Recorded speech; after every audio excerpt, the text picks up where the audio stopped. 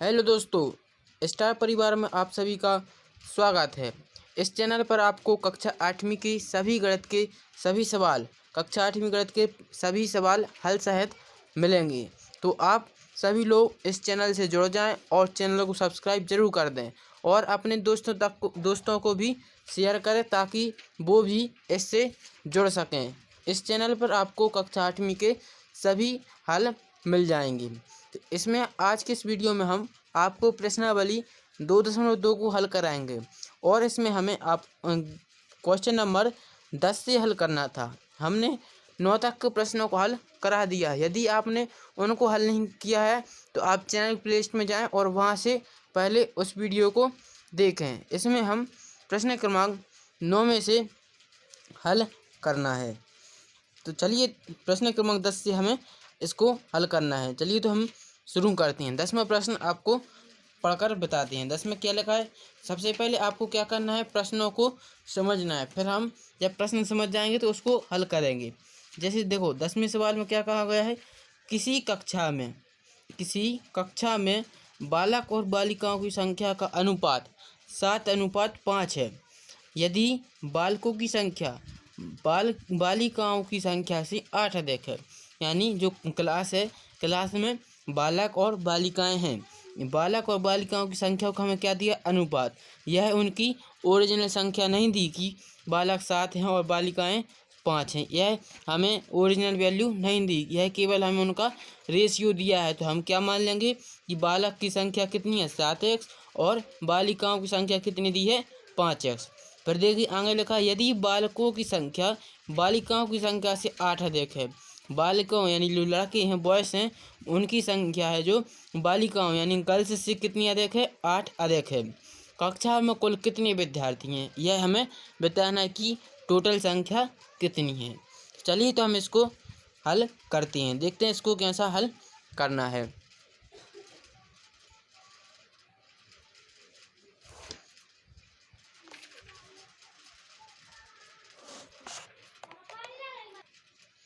चलिए तो हम इसको शुरू करते हैं। देखिए सवाल है जो बहुत ही आसान है, बस आपको इसको समझना है। जैसे ही प्रश्न में लिखा है वैसे ही हमें इसको हल करते जाना है। जो कुछ हमें प्रश्न में दिया पहले हम वह लिख लेंगे। देखिए हम लिख लेते हैं कि हमें उनकी आयु का अनुपात दिया है कितना, 7:5। तो हम मान लेंगे कि लिखेंगे माना बालक, यानी कक्षा में बालकों की संख्या कितनी है, कक्षा में बालकों की संख्या कितनी दी है, मान लेते इसको हमने मान लिया। उसमें देखो 7:5 में रेशियो दिया है तो हम मान लेंगे 7x, और बालिकाओं की कितनी हो जाएगी, लिखेंगे कक्षा में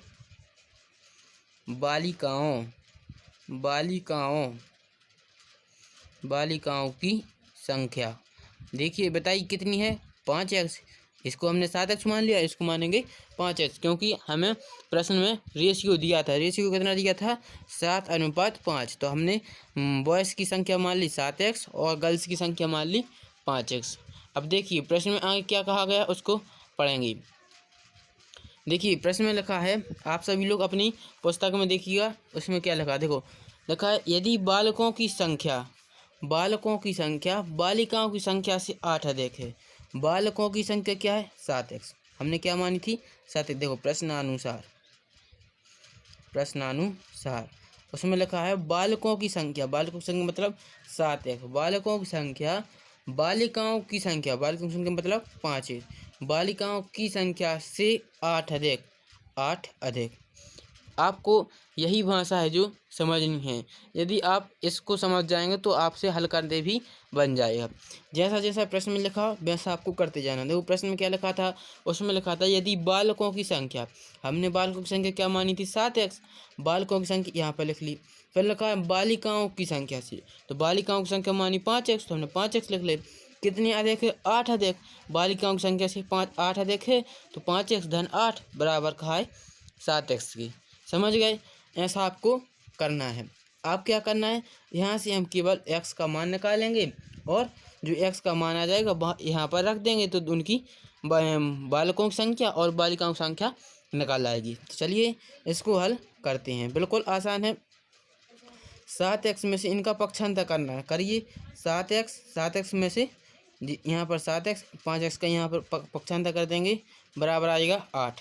7 में से 5 घटाइए, कितना बचेंगे? 7x में से 5x जाएंगे, बचेंगे 2x। 2x बराबर 8। किसका मान निकालना है यहाँ से? x का।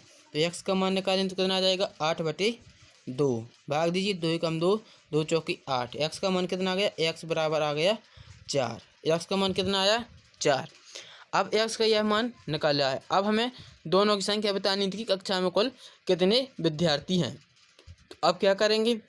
जो x का मान निकला वही यहाँ पर रख देना। जैसे 7x माना था तो क्या हो जाएगा? 7 गुणत x का मान 4 था, 7 चौके 28। कितनी हो गई? 28 हो गए। आप इसमें रखेंगे कितना हो जाएगा?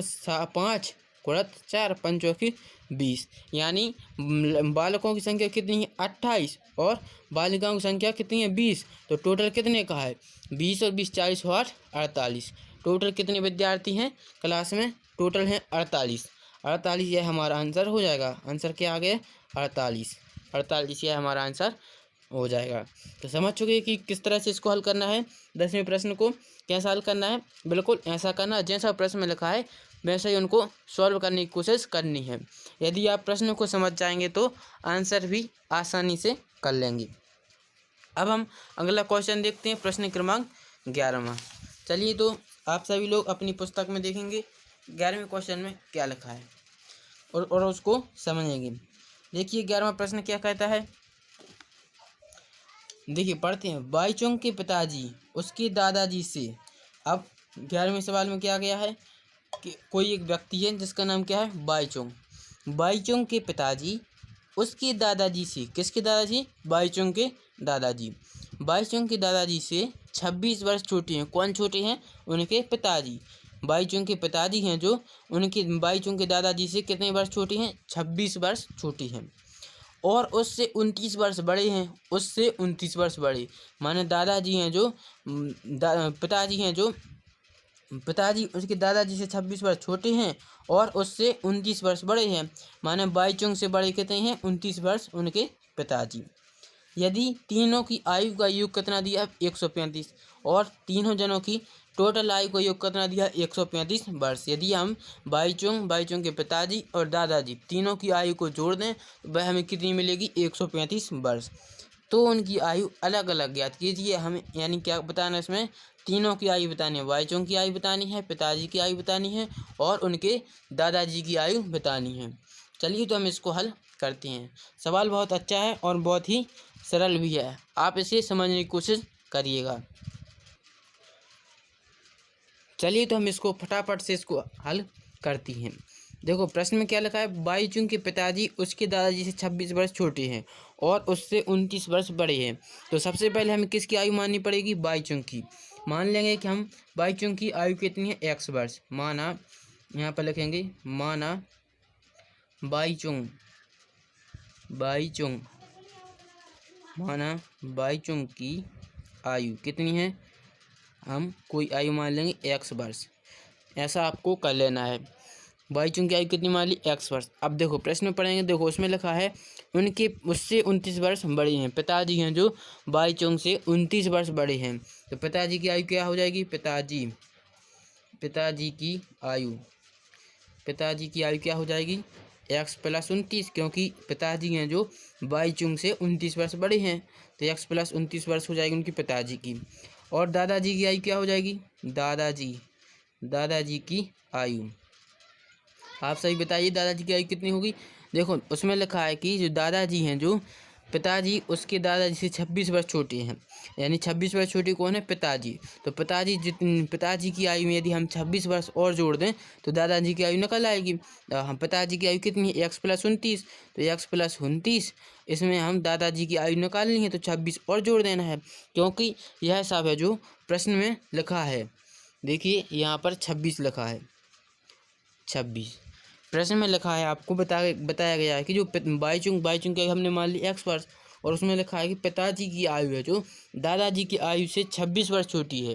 तो पिताजी की आयु कितनी मानी हमने? x + 29, क्योंकि पिताजी हैं जो बाईचुंग से 29 वर्ष बड़े हैं। तो बाईचुंग से 29 वर्ष बड़े जो पिताजी की आयु हो गई।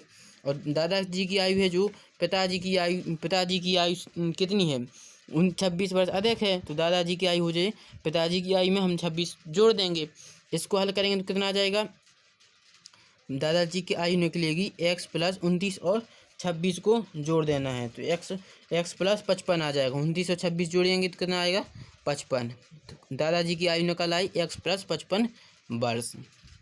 समझ गए। यह आगे दादा की, यह पिताजी की और यह है बाईचुंग की। अब देखो आगे प्रश्न में पढ़ेंगे तो देखो प्रश्न में क्या लिखा है, तीनों की आयु का योग कितना है 135 वर्ष। देखो प्रश्नानुसार प्रश्न में क्या लिखा है, तीनों की आयु का योग कितना है 135। आप सभी लोग अपनी पुस्तक में देखिए वहाँ पर लिखा है तीनों की आयु का योग 135 वर्ष है।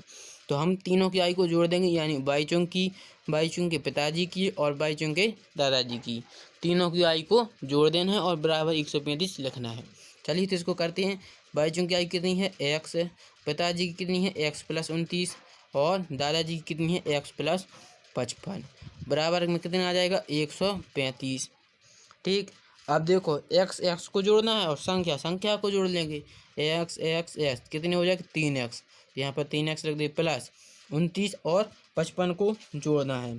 तो 29 और 55 को जोड़ेंगे तो कितना आ जाएगा 84। 29 को देखो 29 और 55, 9 और 5 14 के 4 हाथ से ले 5 2 7 और 1 8, बराबर कितने हैं 135। अब देखो यहाँ से x का मान निकालना, 3x बराबर क्या, इनका पक्षांतर कर देंगे 84 का। 84 का पक्षांतर करेंगे तो 135 माइनस के 84, इस तरह से इसको लिखेंगे। अब देखिए 135 में से 84 को घटाएंगे, 3x बराबर कितना आ जाएगा 135 में से 84 जाएंगे तो आएगा 51। आप इसे घटाइएगा, 135 में 84 घटाना है, कितना आएंगे 51।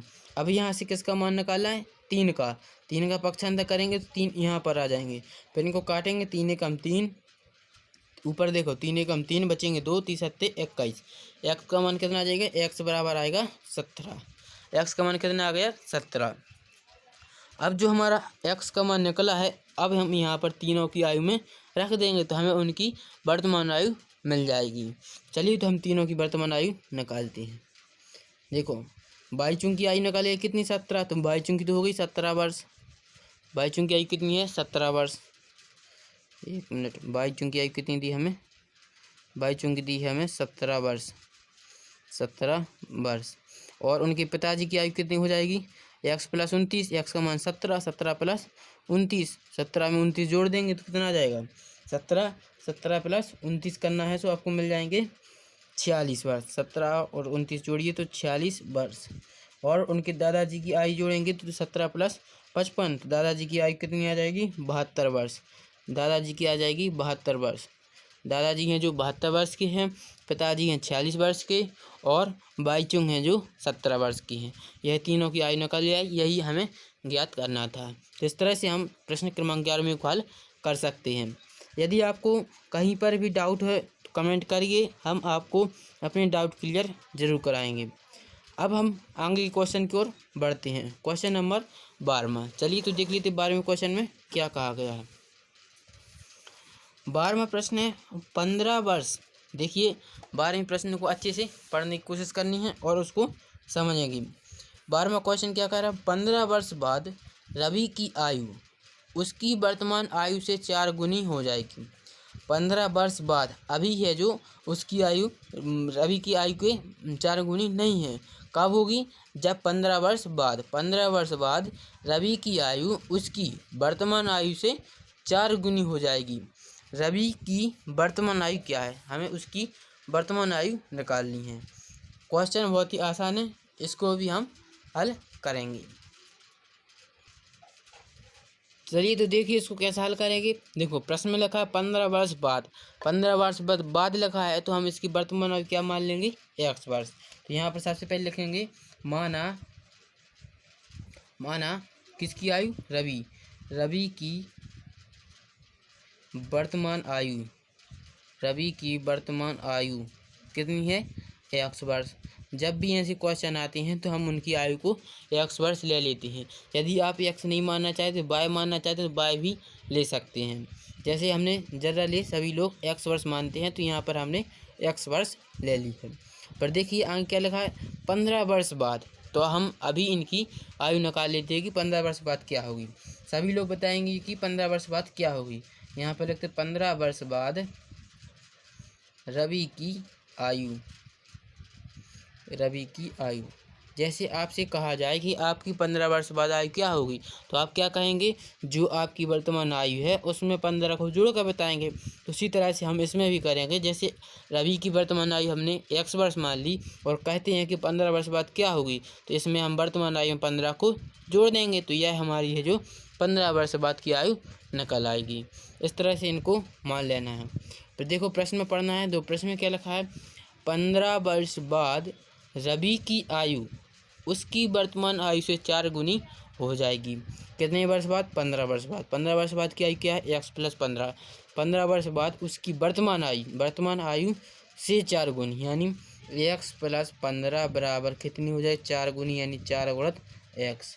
यह है जो आपको कर लेना है। इतना करने में कोई भी आसान नहीं, सवाल बहुत ही आसान है, बस आपको थोड़ा सा दिमाग लगाने की कोशिश करनी है। देखिए x + 15 बराबर कितना हो गया, 4x, 4x। 4 × x में करेंगे तो 4x आ जाएगा। अब देखो x का x तरफ ले आएंगे और देखो यहाँ 15 है, जैसे x का पक्षांतर कर देंगे तो 4x ऋण के x हो जाएगा। 4x में से x घट जाएंगे, 15 बराबर 4x में से x जाएंगे तो बचेगा 3x। यहाँ से x का मान निकालेंगे तो क्या आएगा, 15/3। 3 से काटेंगे, 3 × 5 = 15। x बराबर कितना आ गया, 5। x का मान कितना आया, 5। यह तो आप निकाल ही सकते हैं कि कैसे निकालते हैं। यहाँ से क्या किया, यहाँ से x का पक्षांतर कर दिया, 4x ऋण x हो गए, 4x में से x घट गया, तो यहाँ पर 3x आ गए। अब हमें किसका मान निकालना था, x का। 3 का हमने यहाँ पक्षांतर कर दिया, 3 अभी यहाँ गुणा में थे, इनका पक्षांतर होगा तो भाग में, यानी 15/3 हो जाएंगे। 3 से फिर काट दिया, 3 कम 3, 3 × 5 = 15। x का मान कितना आ गया, 5। अब हमारा जो x का मान निकला है वह हम यहाँ पर रख देंगे। देखो उसमें पूछा गया हमसे कि रवि की वर्तमान आयु निकालनी है, तो रवि की वर्तमान आयु x वर्ष मानी थी, यानी x बराबर 5। यह हमारा आंसर हो जाएगा। इस तरह से आपको आंसर को हल करना है। 12वां सवाल है जो बहुत ही इजी था। अब हम अगला क्वेश्चन देखते हैं, क्वेश्चन नंबर 13वां क्वेश्चन देख लेते हैं। चलिए तो इसको देखते हैं। 13वां प्रश्न क्या कहता है उसको पढ़ेंगे। एक परिमेय संख्या को 5/2 से गुणा कर 2/3 जोड़ने पर ऋण 7/12 प्राप्त होता है। वह संख्या क्या है। सवाल क्या है, बहुत ही आसान है, बस आपको इसको समझना है। प्रश्न क्रमांक 13 क्या कह रहा है, एक परिमेय संख्या। सबसे पहले हमें परिमेय संख्या दी नहीं है तो क्या करेंगे, हम परिमेय संख्या को मान लेंगे कि वह संख्या x है। पहले लिखा है परिमेय संख्या को 5/2 से गुणा करने पर, तो हम जो संख्या मानेंगे उसका हम गुणा किस में करेंगे, 5/2 से। गुणा कर 2/3 जोड़ने पर फिर हम उस संख्या में 2/3 को जोड़ देंगे, फिर हमें कितना मिला, ऋण 7/12 प्राप्त होता है। बराबर में लिख देंगे ऋण के 7/12। और वह संख्या क्या है, तो जो हम संख्या मानेंगे x, तो x का मान निकालना है, बस बिल्कुल आसान है। चलिए तो हम इसको हल करते हैं। चलिए तो हम इसको देखते हैं। आप सभी लोग इसी तरह से स्टार परिवार में जुड़े रहें। यहाँ पर आपको सभी प्रकार के सभी प्रश्नों के हल मिल जाएंगे बहुत ही आसान तरीके से। चलिए तो हम 13वां क्वेश्चन देख लेते हैं। 13वां क्वेश्चन क्या कहता है उसको सबसे पहले हम हल करते हैं। देखिए उसमें लिखा है एक परिमेय संख्या। अब हमें परिमेय संख्या तो दी नहीं है, तो हम क्या करेंगे, सबसे पहले जब भी कोई संख्या निकालनी और वह हमें नहीं दी होती है तो हम उसको मान लेते हैं कि माना वह संख्या, या फिर लिखते हैं माना परिमेय संख्या। देखो क्वेश्चन में परिमेय संख्या की बात करी गई है, यहाँ पर लिखें माना परिमेय संख्या x है। परिमेय संख्या क्या मान लेते हैं, x है। ठीक, इस तरह से आपको लिख लेनी है। फिर देखो प्रश्न में पढ़ेंगे, तो प्रश्नानुसार प्रश्न में क्या कहा है उसको देखना है। प्रश्न में लिखा है परिमेय संख्या को 5/2 से गुणा करने पर, सबसे पहले क्या लिखा, 5/2 से गुणा। कोई कठिन कार्य थोड़ी है, जो संख्या हमने मानी इसमें 5/2 से गुणा करना है, तो कर देंगे। x गुणित 5/2, x गुणित 5/2, यहाँ पे गुणा करने से है x गुणित 5/2। फिर गुणा कर कितने जोड़ने, 2/3 जोड़ने। देखो प्रश्न में लिखा है 5/2 से गुणा कर 2/3 जोड़ने पर, यहाँ पर हमने गुणा कर दिया और जोड़ना कितना है, 2/3 3, 2/3 जोड़ने पर कितना प्राप्त हो रहा है? ऋण के 7/12 प्राप्त हो रहा है। ऋण 7/12 वह संख्या क्या है? अब हमें किसका मान निकालना है? इस वाली संख्या का मान निकालना है। बिल्कुल आसान है, इसको हल करते हैं। सबसे पहले इनका गुणा करेंगे तो कोष्टक सॉल्व हो जाएगा। तो यहाँ पर गुणा करेंगे तो कितना है? 5x/2, एक्स का अंश में गुणा हो जाएगा 5x/2 प्लस कितनी थी? 2/3 बराबर कितनी? ऋण के 7/12। अब देखो 2 और 3 का सबसे पहले क्या लेंगे? एलसीएम। एलसीएम कितना आएगा? 2 3 6। जब दो संख्या हों और उनके हर हैं अलग अलग, उनका एलसीएम लेते हैं तो उनका सीधा गुणा हो जाता है। 2 3 6 और इसका सीधा गुणा कर देना है इसके हर का अंश में और इस वाली संख्या के हर का इसके अंश में करना है। तो 3 का गुणा करेंगे अंश वाली में, पी 5 15x प्लस इसका इसमें करेंगे 2 दूनी 4 बराबर ऋण के 7/12। इस तरह से इसको हल करना है। आपसे एलसीएम लेते तो बनता ही होगा। यदि एलसीएम में भी कोई परेशानी आती है तो आप कमेंट करके ज़रूर बताइए, उसका भी निवारण किया जाएगा। चलिए तो हम आगे हल करते हैं। अब देखो कैसा हल करना? 15x + 4/6 बराबर 7/12। यहाँ से 6 का पक्षांतर करेंगे तो यहाँ पर क्या बचेगा? यहाँ पर बचेगा 15x। 15x प्लस की 4 बराबर 6 का पक्षांतर। तो अभी जो ऋण 7/12 थे यह 6 यहाँ पर गुणा में आ जाएंगे। तो यहाँ पर गुणा देखो 6 से काटेंगे, 6 कम 6 6 दूनी 12। यहाँ पर क्या बचा? केवल ऋण 7/2 बचेंगे। क्या हुआ है? जो 7/12 थे इनका यहाँ पर हमने 6 का गुणा कर दिया और 6 कम 6 6 दूनी 12। तो यहाँ पर क्या आ गए? ऋण के 7/2। अब देखिए 15x + 4 बराबर ऋण 7/2 थी। अब यहाँ से 4 का भी पक्षांतर करते हैं। 15x बराबर क्या हो जाएगा? ऋण के 7/2 प्लस की 4 थे तो यहाँ पर आएंगे तो माइनस की 4 हो जाएंगे। प्लस 4 थे, इनका पक्षांतर किया तो बन गए -4। अब देखिए क्या होगा? 15x बराबर यहाँ से इनको घटाएंगे, यहाँ पर कुछ नहीं एक मान लेंगे। एलसीएम क्या आएगा? 2 यहाँ पर ऋण 7 ऋण 1, इनका सीधा यहाँ से गुणा कर देना है। ऋण 2 यहाँ पर कहें ऋण 7 और यहाँ पर करेंगे 4 दूनी 8, ऋण के 8 आएगा। ऋण 7 माइनस ऋण के 8 है। अब देखिए ऋण 7 ऋण 8 हो गया। अब देखना, अब इनको घटाना। 15x बराबर ऋण 7 और ऋण के 8 है। देखिए इसको हल करते हैं। ऋण 7 और ऋण 8 कितने हो जाएंगे? ऋण के 15, ऋण 15/2। अब यहाँ से 15 का भी पक्षांतर कर देना है। अभी देखो यहाँ पर 15x है, यहाँ पर है 15x। तो यहाँ से 15 का पक्षांतर करें तो 15 कहाँ पर जाएंगे? भाग में, या फिर इसकी गुणा में आ जाएंगे। तो x बराबर क्या हो जाएगा? ऋण 15/30। 15 का 2 में गुणा हो जाएगा, 15 दूनी 30 काटेंगे, 15 का 15 15 दूनी 30 बराबर कितना आएगा? ऋण के 1/2। x का मान कितना आ रहा है?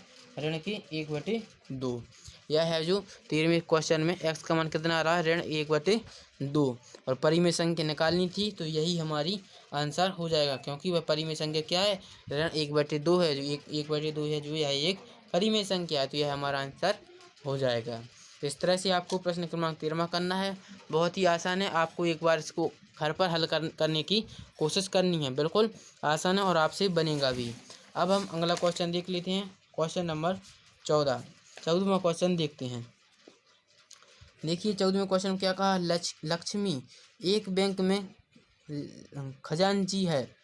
उसके पास नकदी के रूप में 100 रुपये, 50 रुपये और 10 रुपये कितने हैं? 100 रुपये की हैं, 50 रुपये की हैं और 10 रुपये की नोट हैं। उनकी संख्याओं में क्रमशः 2 3 5 का अनुपात है। उनका कुल मूल्य कितना है? 4 लाख। उसके पास प्रत्येक प्रकार के कितने नोट हैं? बिल्कुल आसान। अब देखना, लक्ष्मी है, वह लक्ष्मी है जो एक बैंक में का है खजांची है, और उसके पास कितने नोट हैं? कुछ नोट 100 के हैं, कुछ नोट 50 की हैं, कुछ नोट 10 की हैं। और उनकी संख्या भी कितनी बता रहा है कि संख्या जो यह ओरिजिनल संख्या नहीं लिखी। आप मान लें कि 100 के 2 हैं, इन 50 के 3 नोट हैं, इन 10 की 5 हैं, यह ऐसा नहीं लिखा है। हमें उनका रेशियो दिया है कि 100 और 50 और 10 की नोट हैं, जो वह किस रेशियो में, किस अनुपात में, 2:3:5 में है। तो हम क्या मान लेंगे कि 100 रुपये के जो नोट हैं उनकी संख्या कितनी है, 2x। 50 रुपये के जो नोट है उनकी संख्या कितनी है, 3x। और 10 रुपये के जो नोट है उनकी संख्या कितनी हो जाएगी, 5x। फिर उनका गुणा कर देंगे और फिर जो भी आंसर आएगा उसका हम योग करके बराबर लिखेंगे 4 लाख।